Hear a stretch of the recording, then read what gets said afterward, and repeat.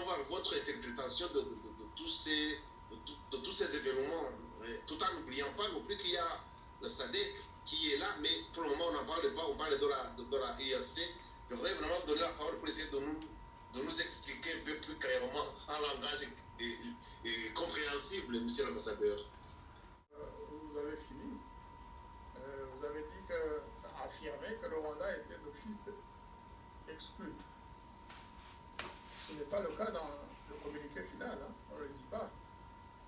C'est le président Tshisekedi qui a sorti un tweet, je pense, pour dire aux Congolais, hein, en réalité c'est sa communication personnelle, hein, pour dire aux Congolais... Et on verrait mal quand même le Rwanda faire partie d'un contingent qui va aider les FARDC, alors qu'il est ouvertement accusé par la RDC de soutenir, d'aller arrêter justement de combattre lui-même. Je parle de ce qui est écrit dans le communiqué, on ne parle pas du Rwanda. C'est le président Tshisekedi qui a clarifié les affaires par un tweet. Et dans le communiqué, que l'on peut lire ou interpréter à sa guise, hein, vous dites, ce serait étonnant, hein, mais bon, il y en a d'autres qui disent c'est anormal que le Rwanda, qui n'est pas concerné par cette guerre, dirait-il, à Kigali en tout cas, que ce n'est pas normal que le Rwanda ne participe pas à la paix dans un pays frère, voisin. C'est ce qu'ils vont vous dire à Kigali. Mais comme vous dites, effectivement, le Rwanda n'est pas censé participer à cette force de paix. Au-delà de ça, je ne vois rien d'autre dans ce communiqué. Pour moi, je l'ai lu très très vite, mais je n'ai pas trouvé ce que l'on pourrait trouver dans un communiqué normal qui dit les choses comme elles sont. Il n'y a rien dans ce communiqué. C'est juste signaler qu'il y aura une force composée des États de la région pour aider le Congo à retrouver la paix et la sécurité. Oui, effectivement, même ce qui est encore plus étonnant, si je peux utiliser ce mot, c'est que même le titre du communiqué lui-même, on dit que le Rwanda et la RDC autorisent le déploiement d'une force pour assurer la sécurité, la paix en RDC. Donc c'est comme si le Rwanda et la RDC, les deux, donc on ne sait pas à quel jeu ils jouent. C'est à vous justement, le grand diplomate, de nous expliquer justement ce qui se passe réellement, monsieur l'ambassadeur.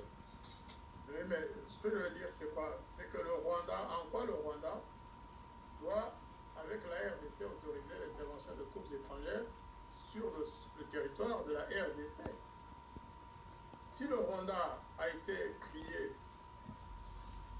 de participer aux côtés de la République démocratique du Congo, moi je pense que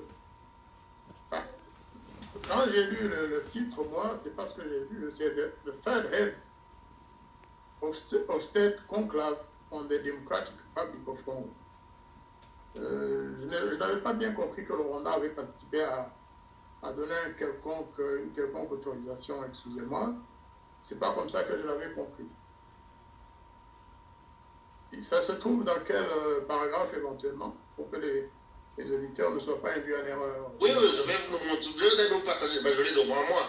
Mais vous partagez ça tout de suite, d'ailleurs, comme ça vous verrez la signature de ce communiqué, c'est plus facile parce que Radio Rumuri ne dit rien. Je vais vous partager, je l'ai devant moi.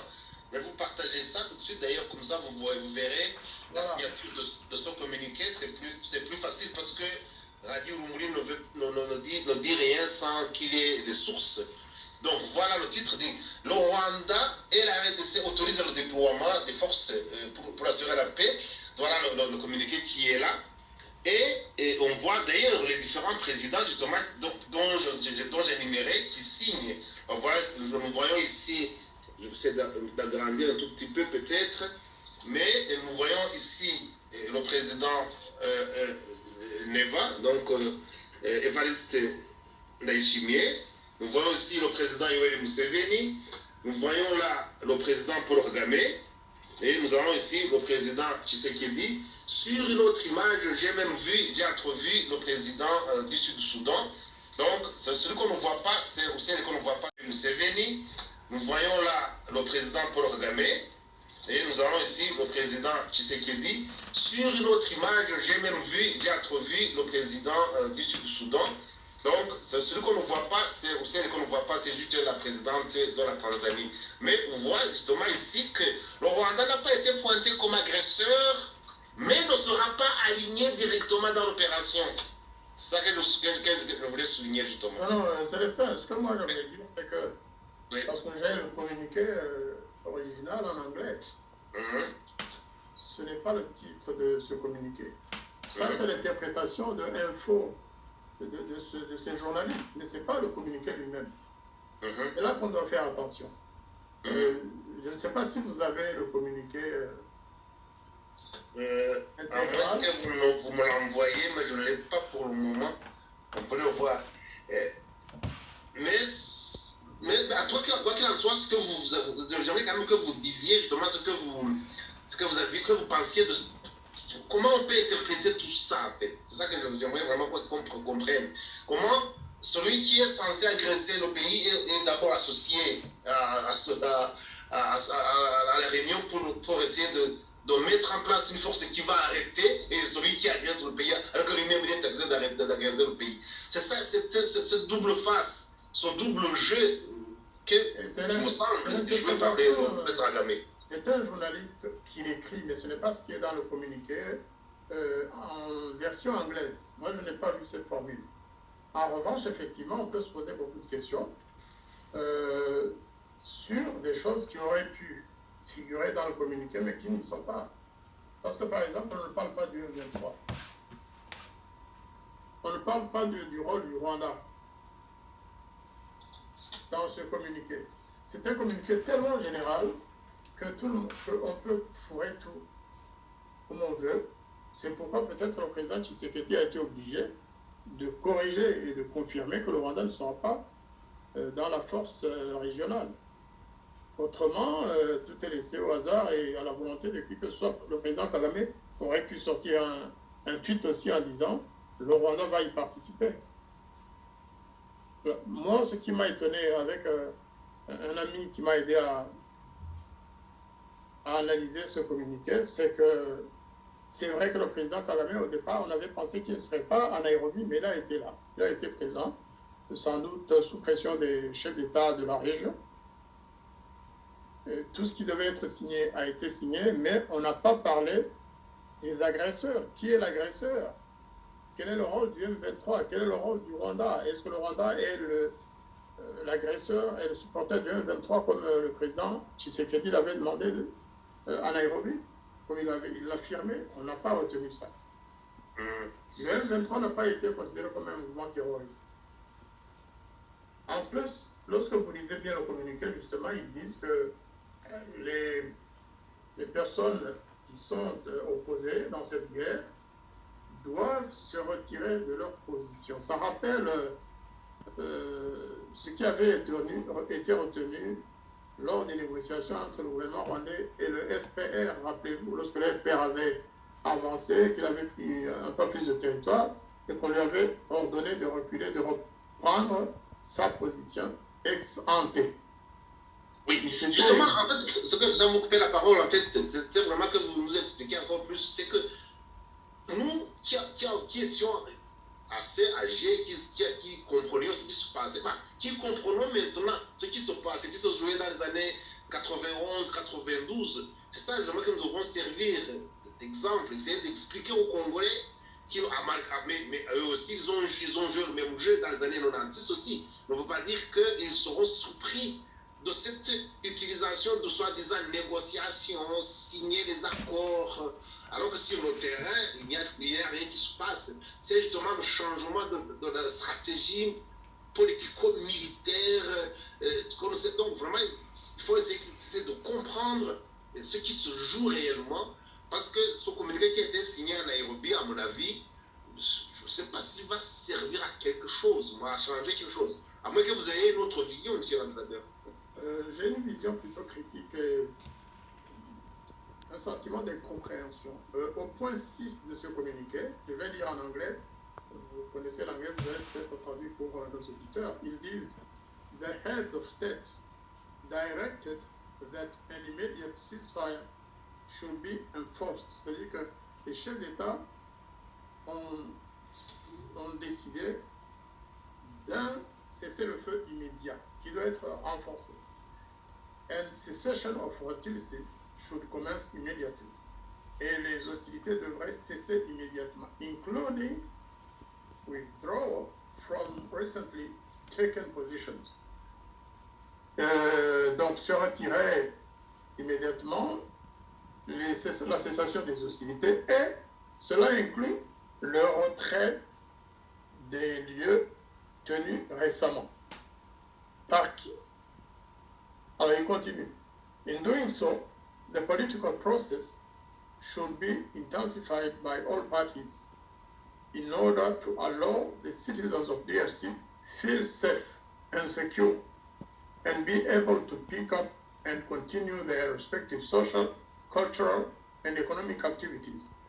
Vous comprenez? Donc, ils disent que cela va permettre la poursuite du processus politique pour permettre aux citoyens congolais de se sentir sécurisés et qu'ils soient capables de continuer leur vie sociale respective, culturelle et leurs activités économiques. Selon moi, ce communiqué met sur le même pied d'égalité la République démocratique du Congo, État souverain, et le M23 ou le Rwanda sur le territoire de la République démocratique du Congo. C'est comme si le M23 était tout d'un coup élevé à un statut de belligérant avec le Congo. C'est quand même grave. Il faut vraiment que cela soit dit, qu'on nous explique ce que ça veut dire exactement. Est-ce que le M23 est devenu une force belligérante officiellement acceptée et qui jouit du même rang que le gouvernement congolais, l'État congolais? Si le M23, supposons, a par exemple acquis des nouveaux territoires dans cette région-là, et si le Congo les a récupérés en chassant le M23, on suggère que les troupes des FARDC doivent se retirer pour permettre au M23 de reprendre ce qu'il avait acquis avant la signature de cet accord, de ce communiqué. C'est très très grave. Hein. J'espère vraiment que les autorités congolaises ont bien lu ce communiqué avant de le signer. Ça rappelle de très mauvais souvenirs. Ça rappelle de très mauvais souvenirs. On est en train de légitimer le M23 et les autres mouvements rebelles. Ce communiqué ne met pas en exergue le rôle principal de l'État congolais qui doit rétablir la paix et la sécurité et protéger la souveraineté de son territoire, de sa nation. Ça manque énormément dans ce communiqué. C'est ma lecture à moi et je souhaiterais que les Congolais relisent ce communiqué. Il ne suffit pas de faire entrer des troupes de la région qui ne comprendront pas, qui ne savent, le président Kenyatta ne sera pas sur le terrain, il y aura des militaires, probablement des civils aussi, mais qui viendront avec une feuille de route établie dans ce communiqué. Et ils vont commencer à dire non, monsieur le gouverneur du Nord Kivu par exemple, ils vont lui dire non, il ne faut pas toucher au M23. Ils gardent les positions acquises. Ce qui serait catastrophique pour la RDC et pour la souveraineté de ce pays. Je pense que cela mérite d'être amélioré très vite pour ne pas justement laisser les situations injustes s'établir définitivement et durablement. On ne peut pas accepter que le M23 considéré comme le bras droit de Kigali en RDC. On ne peut pas permettre que ce mouvement soit installé sur un fauteuil à côté du président Tshisekedi, à côté des autorités locales, le gouverneur militaires de la province du Nord Kivu ou de l'Ituri, pour les autres groupes rebelles, ce sera, comme disait l'autre, la chienlit dans ce pays.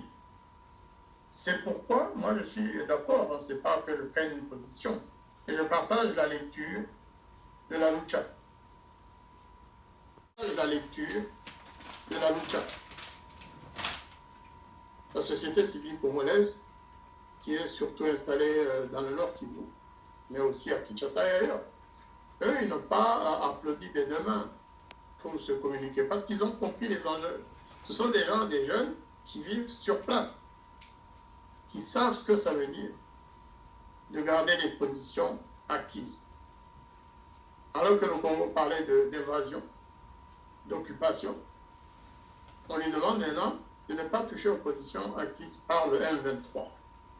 Vous comprenez pourquoi, peut-être, le président Kagame a mis le paquet ces derniers temps pour que le M23 prenne le plus de terrain possible, le plus de territoire possible. Et on est en train de légitimer ces criminels. Ce sont des criminels. Makenga, qui dirige ce mouvement, est considéré comme un terroriste depuis longtemps, depuis 2013 déjà.